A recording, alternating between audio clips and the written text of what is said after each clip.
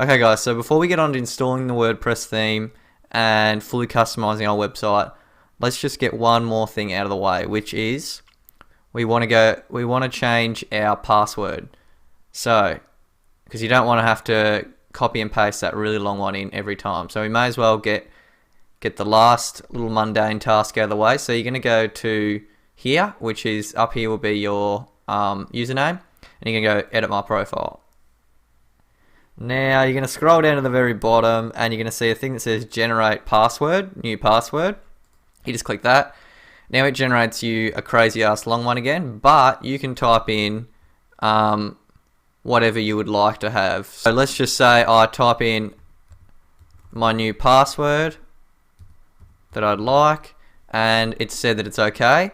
Make sure you know what you wrote, because it doesn't actually, which I find really funny, it doesn't do a compare one, which is, I'm just going to make sure one more time, because that's very strange. It doesn't do a compare. But anyway, we'll go, you're going to hit update profile, and that will work effective immediately. Alright, so we're back here. So before we get on to installing the theme, let's just do a quick little rundown of everything we have here. So we're going to go through it all individually for seeing things, but let's just a quick overview. So this here is your dashboard. Now you have things here like your posts. We'll go into that later, but that's how you edit, create posts.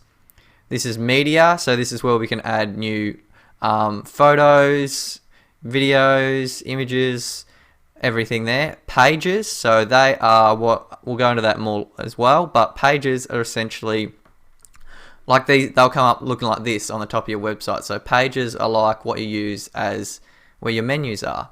And appearance is where we're going to go to installing our theme.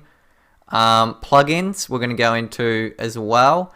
Basically what plugins are great little ways of improving the functionality of your website and allowing it to be able to do extra things that it couldn't previously do.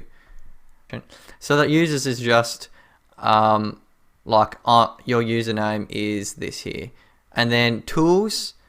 You don't really need to worry about that. And then we've got our settings here, which again you probably don't need to worry about too much, but I can go into a little bit.